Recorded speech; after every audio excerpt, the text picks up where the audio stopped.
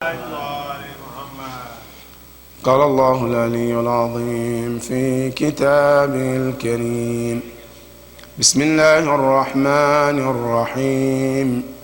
ووصى بها إبراهيم بنيه ويعقوب يا بني إن الله اصطفى لكم الدين فلا تموتن إلا وأنتم مسلمون.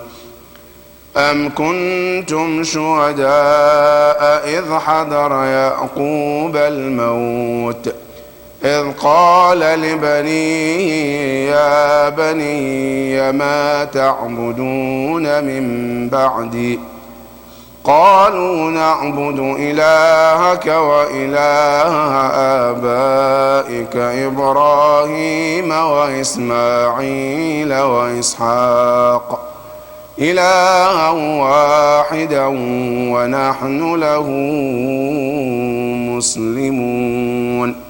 صدق الله العلي العظيم.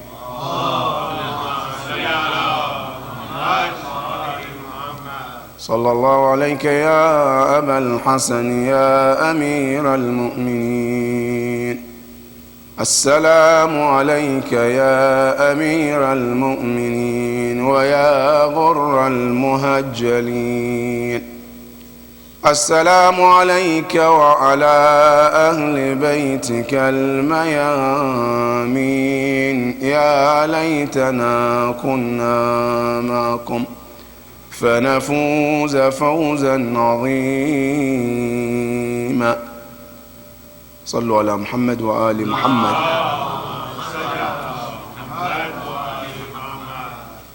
These ayahs that I just recited is in Surah Al-Baqarah, and there are two ayahs, ayah 132 and ayah 133.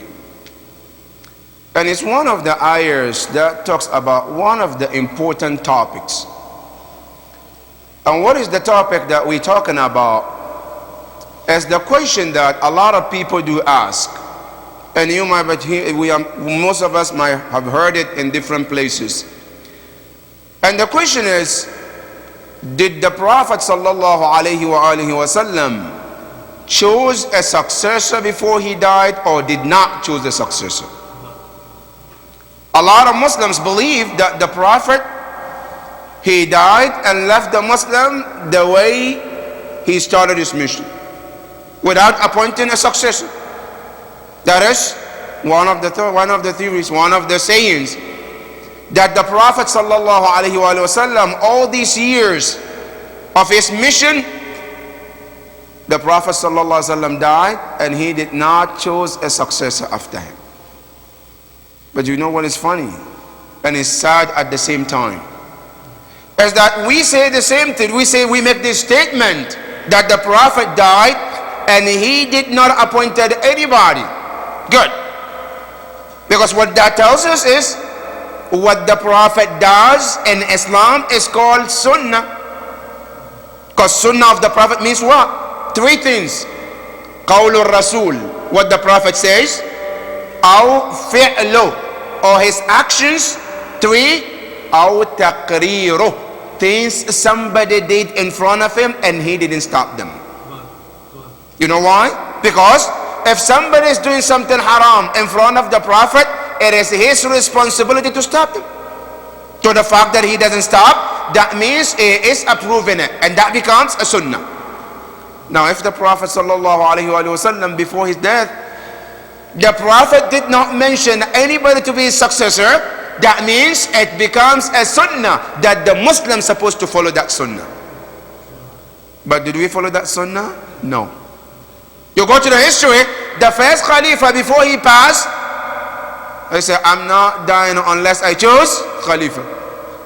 Okay? If we are the true followers of the sunnah of the Prophet, the sunnah of the Prophet is he didn't choose. We should leave it the same way to the people to choose. But he did not. Now listen to the narration. The history says, when the first Khalifa is about to die, and he was in his final moment, he asked one of the companions to write his will. What was the will? he told the man, Uktub, write, Anni, that right, I, indeed, I have chosen. And right at the word when he says chosen, he became unconscious.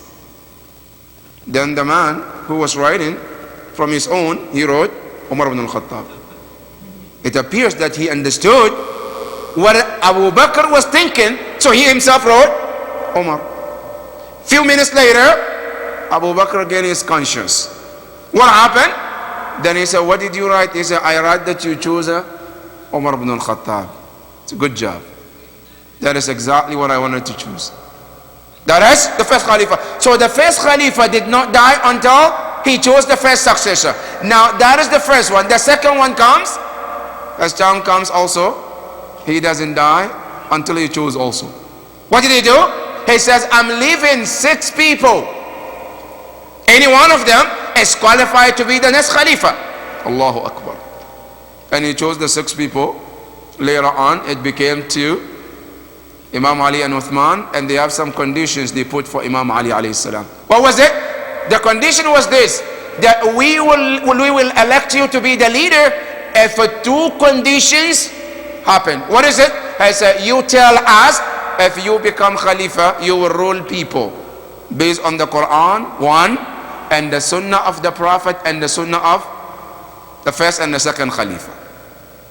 Imam Ali alayhi salam said, if I get to become the leader of Ummah, I said, I Imam Ali, I will rule people based on the Quran, 1, and the Sunnah of the Prophet and the knowledge Allah has given me. Not the Sunnah. Not the Sunnah of the first and the second. No. The ilm that Allah has given me. And amazing, when we go to the Quran, when you read Quran, Allah tells us in the Quran, أفمن كان أفمن يهدي إلى الحق أحق أن أفمن يهدي إلى الحق أحق أن يتبع أمن لا يهدي إلا أن يهدى فما لكم كيف تحكمون. We all know that Imam Ali was the most knowledgeable. How is it that Imam Ali has to follow somebody he is more knowledgeable than? So Imam Ali said no. And then the third Khalifa said, I will, and they say you become the next Khalifa. That is the thing. But the point is here, Allah comes and tells us that this theory, this thinking is absolutely wrong. Why? Because in Surah Al-Baqarah, ayah 132, Allah says it's the sunnah of every prophet that before they depart this world, they all make sure that they leave a will and the successor behind them. That's from the Quran. Allah says, وَوَصَّى بِهَا إِبْرَاهِيمَ بَنِيهِ, that Ibrahim, before he passed, he said, he did not pass until he made sure that he chose the successor.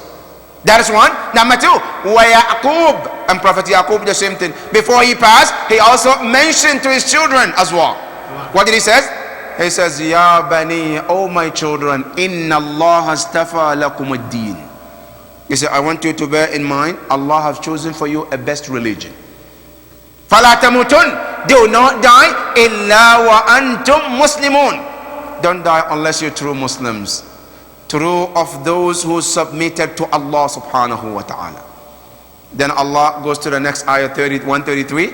أَمْ كُنْتُمْ شُهَدَاء, were you witness? إِذْ حَضَرَ يَعْقُوبَ الْمَوْتِ, when the death came to Yaqub alayhi salam and he started to write his will. And the same question come to the Prophet. The Prophet knew that he will be dying soon, 6 months before his death. Where? In Hajjat al-Wada, where the Prophet goes on the minbar and he said, أُوشَكُ أَنَ أُدْعَى فَأُجِيبُ. He said, I'm expecting a call coming on my way and I have to respond to that call. The companion asked, Ya Rasulullah, what is the call? And he says, Jabrail told me that after 6 months from now, I will not be among you. And the companions started crying because they knew they were going to lose the Prophet. The Prophet knew that he's dying 6 months before. And the Prophet knew, and he doesn't write his will. He doesn't write anything. And the Prophet dies without any successor. And that makes sense to the Muslims. And we come to the Quran, Allah said, Yaqub, who was less than the Prophet, Allah told us before he died, he did not forget this responsibility. Yaqub, before he died, he remembered his responsibility. Just our Prophet is the one who forgets that responsibility. That Allah subhanahu wa ta'ala says, Am kuntum shuhada, where you witness is a hadara Ya'qub al-maut, when the death approached Ya'qub alayhi salam. Then he called his children, Ya bani, ma ta'buduna min ba'di. What are you going to worship after me? And this is one of the lessons of tonight, brothers and sisters. That every father, is your responsibility before you die. You have to make sure that the children you leave behind, they are on the path of Allah. That is your responsibility. And that is what Prophet Yaqub alayhi salam was doing. Ya bani, my children, ma ta'buduna min ba'di. What are you going to worship after I pass? Are you going to worship idols, or you're going to worship Allah? Now the answer comes from the children. Qalu, the children said, Na'budu ilahak. Our Father, we will worship your Lord. The Lord that you always worship, that is the Lord we are going to worship. 1, 2, wa ilaha abaik, and the Lord of your forefathers as well. Who are those? Then they says Ibrahim. The Lord that Ibrahim worshiped is the same Lord we will continue to worship. 2, wa Ismail, and the Lord of Ismail as well, we will continue to worship him as well. Wa Ishaq, and we will worship the Lord of Ishaq as well. Ilahan wahidan, one Lord, and we will make sure that we die as a Muslims. That is one. But from here, I want us to take a message, brothers and sisters, because tonight we have to learn the importance of what we call al-wasiyya, a will. Because that is one of the responsibility we've forgotten. A lot of Muslims, not only we don't have our will, we even don't want to even think about it. Because as soon as we talk about writing will, the first thing comes in our mind, death. If I write my will, it's like I'm coming closer to my grave. No, but in Islam, a will should be written at any point in your life, because it's one of the good things that Allah has given to you. That every Muslim supposed to make sure that their will is written, like the Prophet says, as a true believer should not go to bed unless his will is under his pillow. A mu'min, you shouldn't go to bed unless your will is underneath of your pillow. And that is one of the signs of true believer. Tonight, just to give you a summary about how the will works in Islam. The first rule about the will is, will has 2 rules in Islam. Sometimes it's mustahab and sometimes it's wajib. When does it become wajib? When does it become mustahab? To write a will and have a will is mustahab if you do not owe anybody anything. If you are what we call in America debt-free, right? Then you are. If you are debt-free, that means writing a will is mustahab for you. Then what should you write? Then you have the right to write anything you want to happen on you after your death. What you want to happen after your death. For example, who do you want to lead your janazah? That is 1. Number 2, who do you want to come and be part of your ghusl? That is 1. That's 2. Number 3, who do you want to put you in the grave? Your kafan. How do you want all the details? It's your right to write in there. Who you don't want them to come, you have the right to say that. I don't want this person in my funeral. I don't want this sister, this brother. It's your right Islam has given to you. And that's why you see Zahra alayhi salam, she exercised that right. Zahra alayhi salam, will to Imam Ali, Ya Amir al-Mu'mineen, wa'affi mawdi'a qabri. One of them I read that Allah gave me, I have the right to say, I don't want anybody to come. I want you, and that's it. And that's what Zahra did. Not only that, you have the right to tell where you want to be buried and what time you want to be buried. And that's what Zahra did. She says, وَادْفُنِّي بِاللَّيْلِ. I want to be buried not during the day, not at night. إِذَا نَامَتِ الْعُيُونَ. When people are asleep. Why? Because I don't want them to come to my funeral. That is your right. So if you don't owe anybody anything, then you have the right to write what you want to do after you, and so on and so forth. That is when it becomes mustahab. But when does it become wajib?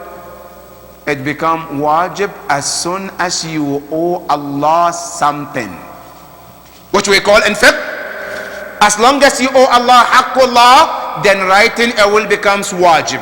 And if you fail, you become a sinner, and Allah will ask you, why didn't you write this? That is number one. Or haqqun nas. I take a penny from a brother, a sister, I took a penny. Anything that I took from somebody, Islam says you have to put it in writing before you depart this world. If you fail to do so, Allah says, Yawm al-Qiyamah, we will hold you accountable. That is when it becomes wajib. And I know for sure that people like us living in the West, writing a will is wajib. You know why? Because we have credit cards. We have mortgages. Whether it's car or houses, so it is wajib upon you to make sure that you have a will written about who you owe and how much you owe in case the death approach to you before you pay them off.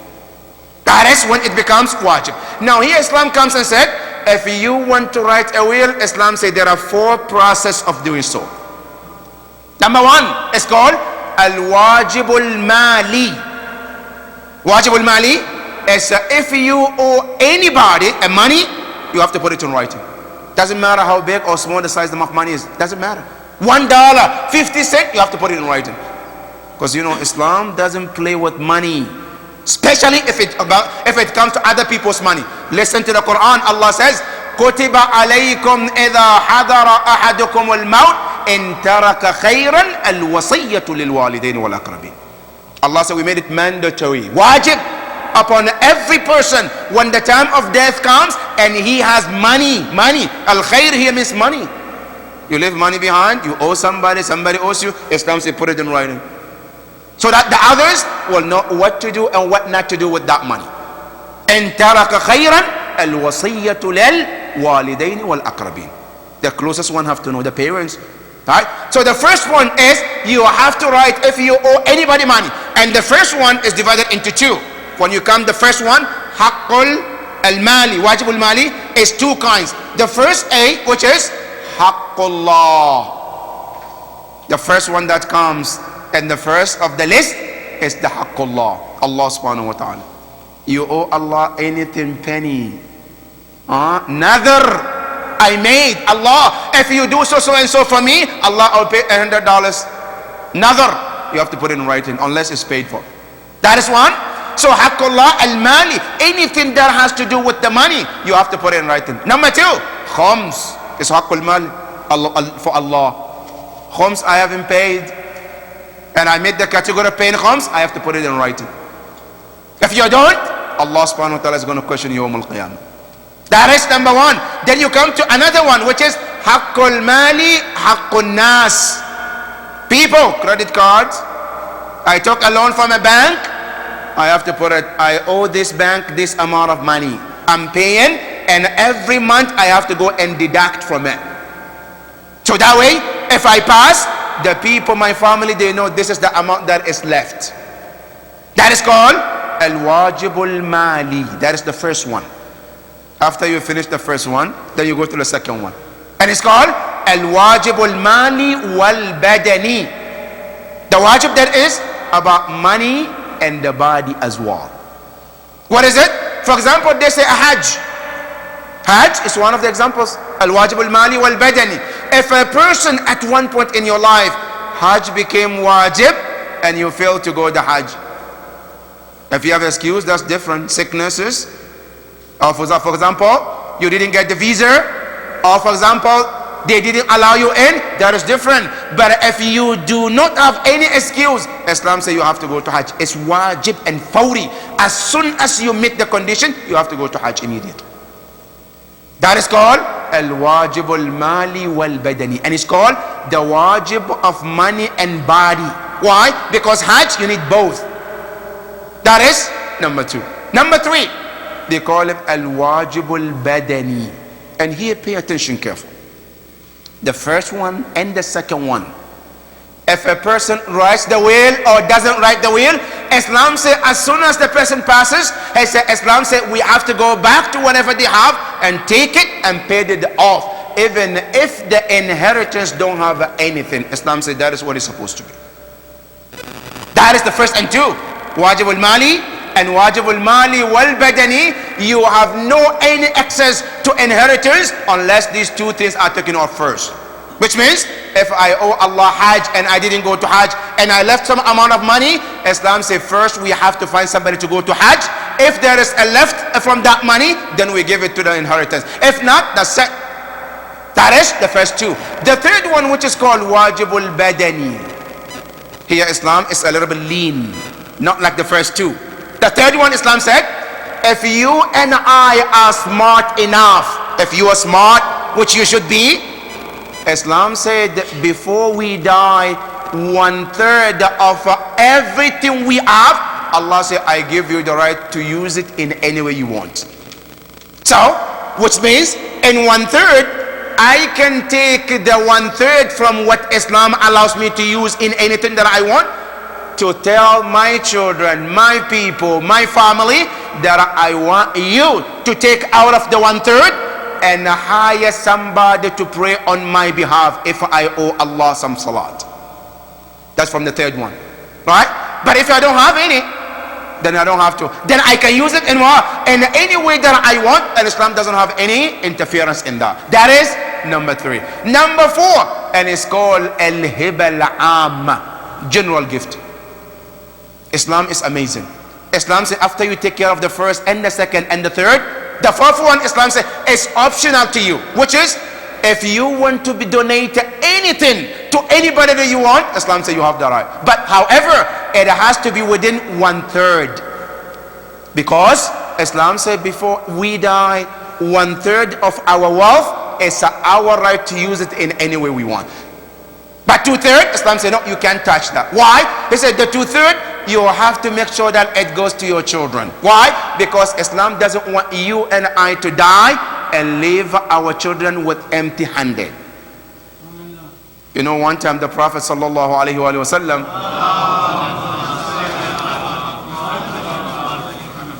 the Prophet was invited when a mu'min passed away. The Prophet did the salat al-janazah and the Prophet asked, did he have any children? They say, na'am ya Rasulullah. The Prophet said, did he leave something for them? They said, no, Ya Rasulullah. 2 days before he died, he gave everything to sadaqah. You know what the Prophet said? He said, Wallahi ama law a'lamtumuni. Had you told me this before, I wouldn't have prayed on him. I would have asked someone else to do the salat. Why? I said, because he doesn't deserve the honor of me praying on his body when he neglects his children by giving everything to the people. That is the Prophet. So Islam says you have to take care of your children. But 1/3, which is the hiba al-amma, Islam said that 1/3 you are allowed to share it in any way you want. One among your children, they already have been given by Allah in the Quran. But sometimes you want to give one of them extra. Can you do that? Islam says yes. Where? From the 1/3. A sister, you want to give more because she's not going to inherit, because she's going through difficulty. Islam says you can give her from 1/3. A neighbor, a friend, you grew up together and he was so kind, so good to you, and you want to be kind to them. Can you give them? Islam says yeah. But where? From 1/3. And it's called al-hiba al-amma. And in this third one, Islam says I don't care which the person might be, as long as they are not enemies of Islam.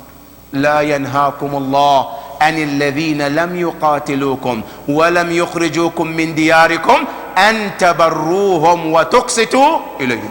Allah said, I have no objection for the people who did not fight you, did not cause you to leave your homes. Allah said, I don't have any objection for you to be kind to them in your will. You can do that.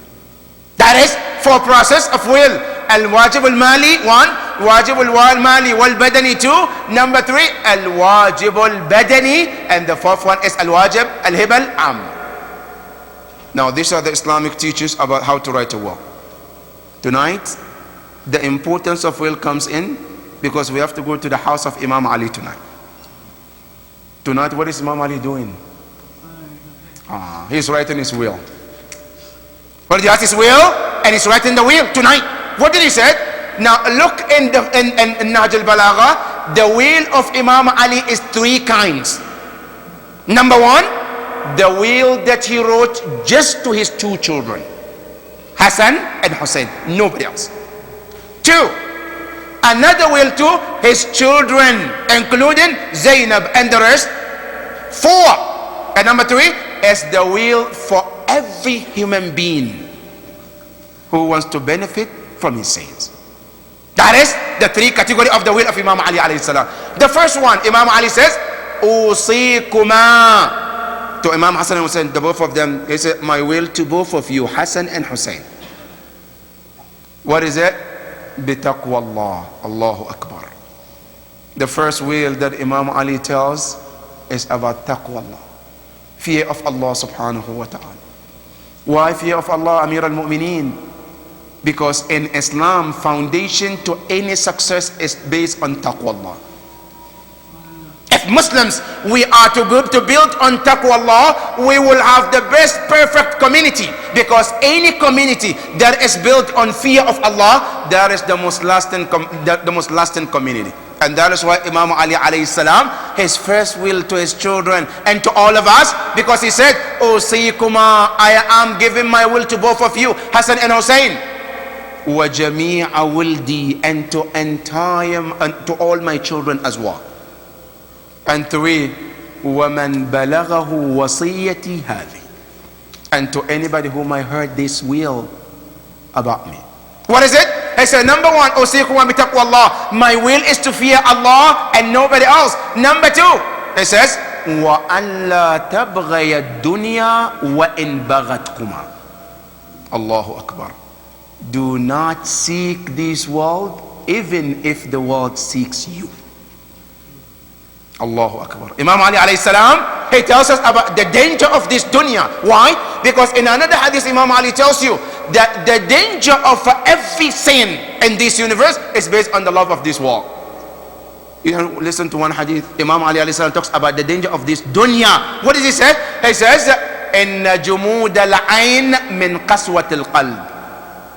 When you see a person doesn't cry for the fear of Allah, doesn't cry, the tears doesn't come on their face when they remember any tragedy. What is the reason? Imam Ali said it comes from the heart, because the heart is so tough. وَقَسْوَةَ الْقَلْبِ مِن نِسْيَانِ اللَّهِ. When the heart of a person becomes strong, it's not soft. What is the cause? Imam Ali says it comes from forgetting Allah. When a person forgets Allah, then it causes their heart to become very, very tough. It says, وَنِسْيَانُ اللَّهِ مِن نِسْيَانِ الْمَوْتِ. When somebody forgets Allah, what is the cause? The cause is they forgot Allah. وَنِسْيَانُ اللَّهِ مِن نِسْيَانِ الْمَوْتِ. When somebody forgot Allah, what is the cause? They forgot death. What is the cause that a person forgets death? I said, وَنِسْيَانُ الْمَوْتِ مِن طُولِ الْأَمَلِ.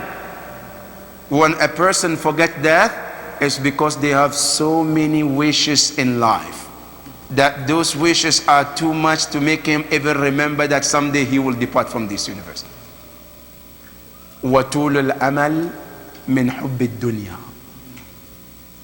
And there's long list of wishes. Where does it come from? Imam Ali said it comes from love of this world. وَحُبُّ الدُّنْيَا رَأْسُ كُلُّ خَطِيَةٍ.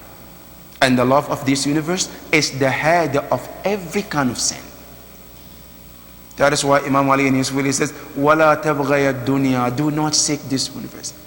Now he's saying this, did he did something opposite, or he was exactly what he's saying? Now look to the Imam Ali when he says, he say, Ya dunya talaqtiki thalatha la raj'ata fi. He said, this universe, I divorce you 3 times, no return. Allahu Akbar. Imam Ali alayhi salam, when he talk about this dunya, he say, Ya dunya ghurri ghayri. He say, you can deceive anybody else, not me, because I knew inside and outside of you. Most of us, the reason why this universe always deceive us, because we don't understand what this world is about. Imam Ali said no. So a mu'min, one of the will of Imam Ali to you and I, he said, وَلَا تَبْغَيَ الدُّنْيَا. Do not seek this universe. وَإِنْ بَغَتْكُمَا. Even if this world is chasing you. And look at Imam Ali. Did the world chase him? And he did not? And he said no? Yes. Where? Imam Ali alayhi salam, they came to him, they said, we want you to be the Khalifa. Imam Ali said, no, I don't want it.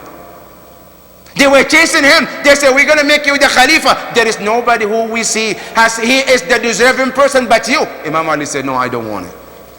They insisted. Then Imam Ali said, I'll take it under conditions. What is it? He said, listen careful.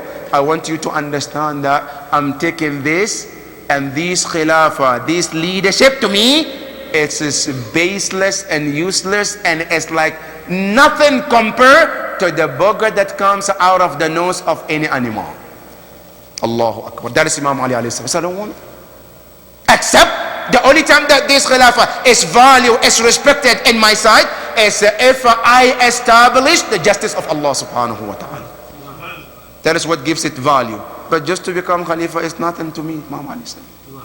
That is number 2. Number 3 of his will, he says, وَأْمَلَا لِلْأَجْرِ. So whatever you do, salat, fasting, hajj, zakat, khums, he said, let your intention be to please only Allah subhanahu wa ta'ala. Why? Why do we have to always be intention for Allah? Because in Islam, any action that doesn't have a good intention for the sake of Allah is baseless. Any amal, it doesn't matter how good it looks, it doesn't matter how great it is. However, if it doesn't contain the pleasure of Allah, that action is rejected in Islam. That is why Imam Ali tells us, وَأْمَلَا لِلْأَجْرِ. Whatever you do, let your mind as you're seeking just the pleasure of Allah subhanahu wa ta'ala. And then Imam Ali didn't stop there. Then he continued. After that, he told them, he said, وَأْمَلَا لِلْأَجْرِ. And then he said, وَكُونَا لِلظَّالِمِ خَصْمًا وَلِلْمَظْلُومِ عَوْنًا. He said, be with the oppressed people in any color or any form you find them.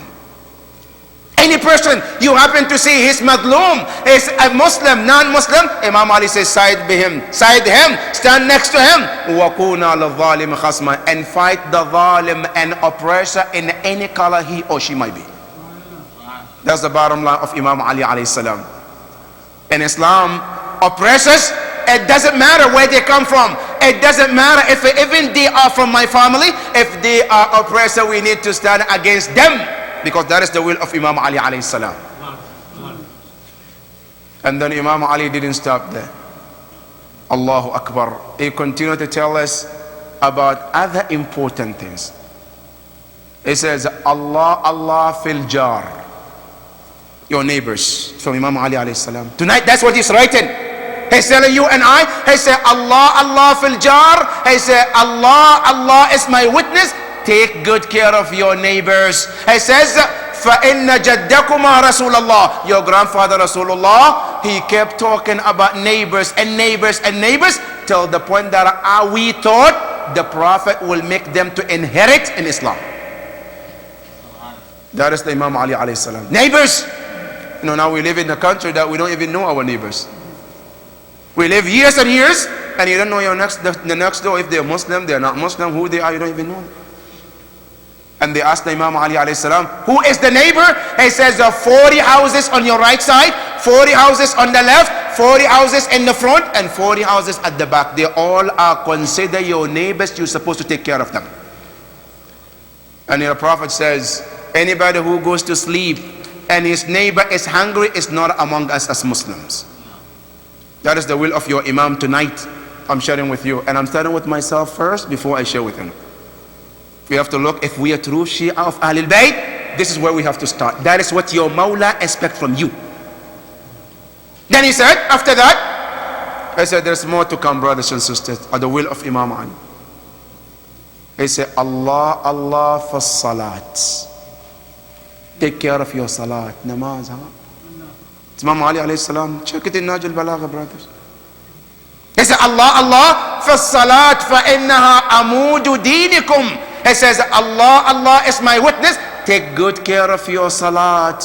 Don't play with your salat. Why? He said, because I, your Imam, I never play with my namaz. Why? He said, look at me. I opened my eyes in the house of Allah, the house of namaz, Kaaba. And I was struck in the house of Allah while I am performing my namaz as well. That's the legacy of Imam Ali alayhi salam. Ahl al-Bayt, all of them, they emphasize for us to go to make sure that we take our salat very important. Imam Ja'far al-Sadiq alayhi salam.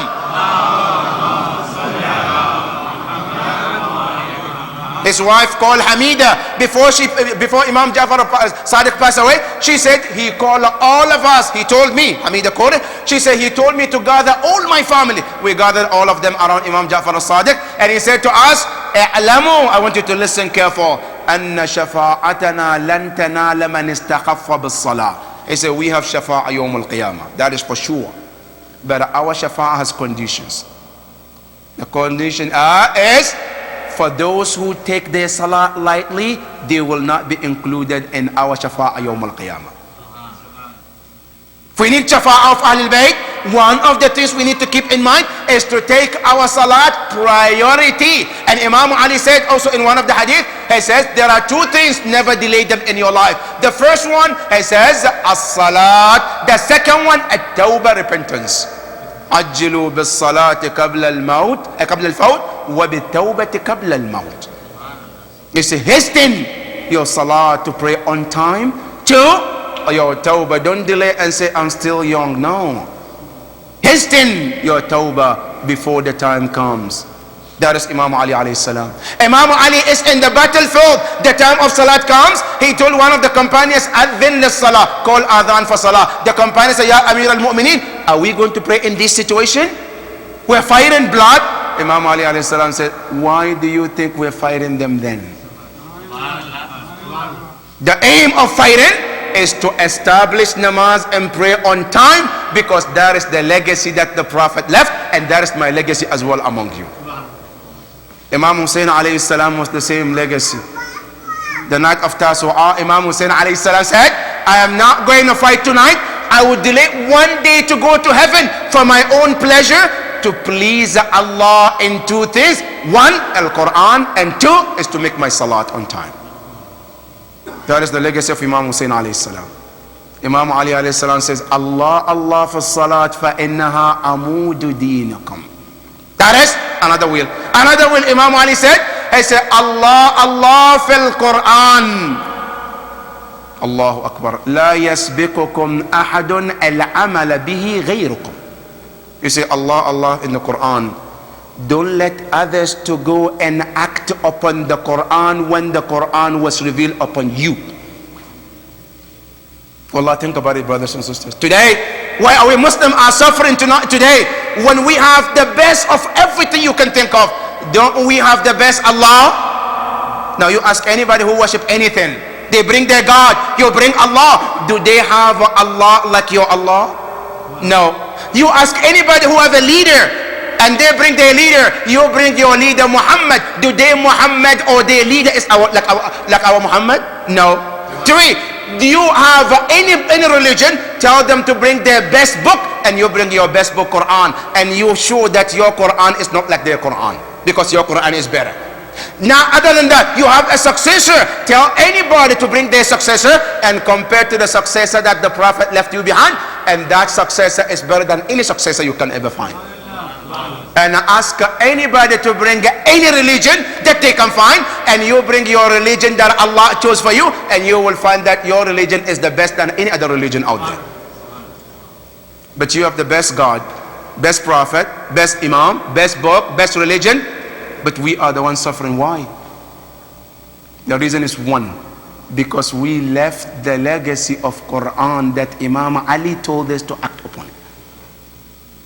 If we are to follow exactly the teaching of Imam Ali alayhi salam, as Allah and the Prophet said, we will not be today followers, we will be the leaders. That is Imam Ali alayhi salam. Then Imam Ali continued so many. But then after he told us what to do, then he turned to talk to his family what to do. And now it goes to Imam Hassan alayhi salam. Allahumma salli. He said to his son, Bunayya Hassan, now it's your turn, the will to you. What is it? And Imam Hassan said, tonight I brought my father milk, because he always asked for milk. I brought him milk, but he couldn't drink milk tonight. Zainab said, I look at my father, فَاسْتَقُلَ ذَلِكَ عَلَيْنَا. We saw his color change, is changing pale. He said, it was very hard for us to see our father is going through this. Imam Hussein alayhi salam said, oh my father, you know I only learned how to cry because of you. Imam Hassan alayhi salam was looking at his father, Amirul Mu'mineen, and he said to him, Bunayya Hassan, Al-an hawwamat aynai, I just fell asleep. Fara'aytu Rasulullah, I saw Rasulullah, wa ra'aytu Hamza, I saw Hamza, I saw all the shuhada. And they all said, Ya Amir al-Mu'mineen, we're waiting for your arrival. So my son Hassan, إِذَا مِتُّ فَغَسِّلْنِي, after I pass, you are the responsible to wash my body. وَكَفِّنِّي, and I want you to put the kafan on me. وَحَنَّطْنِي بِحُنُوتِ رَسُولِ اللَّهِ. There is the hanut that was used upon the Prophet that was left. I said, I want you to use the same thing on me after I die. Then he said to him also, Ya Bunayya Hassan, after that, when you are washing the body, you don't need to lift any part, because Jibreel and Mikael will be with you. And they will turn me anywhere you want, any direction you want. Imam Hassan alayhi salam, he was listening to those will, and his face is all covered with tears. Because this is the greatest father you can ever imagine. And the father who has been father to every person in the universe, every corner of Kufa, when they hear the voice of Imam Ali, they say, Hada sawtu Abuna Ali. This is the voice of our father. The widows, they all call him Abuna Ali. Now the merciful father is now living and departing this world. Then he said to his son, he said, Bunayya Hassan, إذا مت فصل علي, I want you to pray on me. وكبر علي سبعا, and the takbir that you should perform should be 7 times. He said, there are 3 of us that deserve this takbir. The first one is Rasulullah, the second one is me, and the third one is Imam al-Hujjah. These are the 3 of us that deserve the 7 takbir. And then after that he said, put my coffin on the bed and don't touch it until the front is lifted. When the front is lifted, he said, then you can lift at the back. Imam Hassan asked, who will lift the front? He said, فَإِنَّ جَبْرَائِيلَ وَمِيكَائِيلَ يَحْمِلَانِ مُقَدَّمًا, because Jibreel and Mikael will be lifting the front. As he was talking, Zainab alayhi salam, she looked at him and she said, Ya Aba araka kada araka jabinuk, I can see your forehead is sweating. Is there anything matter, anything wrong? Imam Ali said, Bunayya Zainab, sami'tu jaddaki Rasulullah, I heard your grandfather Rasulullah said, إذا نزل الموت بالمؤمن عرك جبينه, when a mu'min is about to die, the first sign is that the forehead will be sweating, and that is the sign that you see. That is when Zainab dropped herself on the body of her father Amir al-Mu'mineen, and she says, Abi man alladhi afja'ana bik, who is he who is making us to become orphans? Man alladhi aytamani min sighar sinni, who is he who is making me to become an orphan at this early age? He said, Ya Aba, man lil kabir man lil saghir hatta yakbar, who will take care of this little one until she grows up? Imam Ali alayhi salam, he became unconscious and gained unconscious later.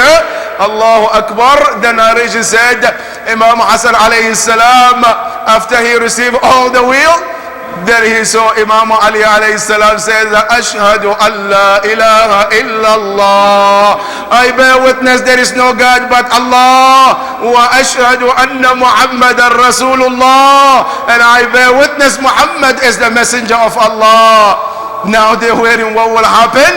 Imam Hassan alayhi salam said, فَغَمَّضَ عَيْنَيْهِ, Imam Ali closed his eyes, وَمَدَّدَ يَدَيْهِ, he stretched his arms, وَمَدَّدَ رِجْلَيْهِ, he stretched his arms, and he says, أَوْسْتَوْدِعُكُمُ اللَّهِ, I say, my farewell to you, I'm leaving you with Allah, الَّذِي لَا تَضِيعُ وَدَائِعُهُ, who will never leave you alone, and أَوْسْتَوْدِعُكُمُ اللَّهِ الَّذِي لَا تَضِيعُ حِفْظُهُ, and then he stretched his arms and legs, and then Aisha said they heard the last deep breath of Imam Ali alayhi salam, and then Imam Hassan says, wa aliyah, rahimallahu man nada wa aliyah.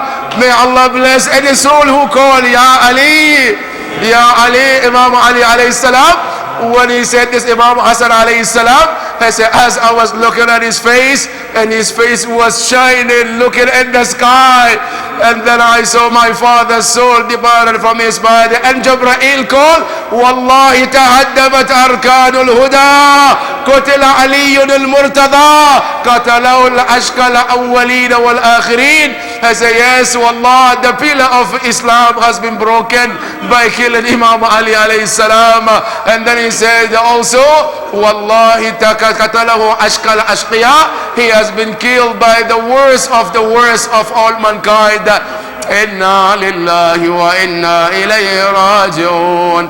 وسيعلم الذين ظلموا أي منقلب ينقلبون والعاقبة للمتقين. Ya Allah, we ask you for the sake of this great night, Ya Allah. We have mu'mineen and mu'minat who are say, give them the fastest recovery, Ya Rabbal Alamin.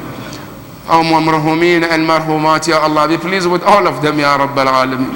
Ya Allah, tonight, Laylatul Qadr, let us be among those who will be the true Shia of Amir al-Mu'mineen, Salamullah alayhi. Ya Allah, we ask you, we were not there to do the tashyi' of his coffin, Ya Allah. Let us be among those who will tashyi' the coffin here, Ya Rabbal Alameen. Ya Allah, grant us the success of ziyarah of the grave of Imam Amir al-Mu'mineen, inshaAllah. Ila amwatikum wa amwat al-Mu'mineen, rahimallahu man qara al-Fatihata ma'a as-salawat. Allah.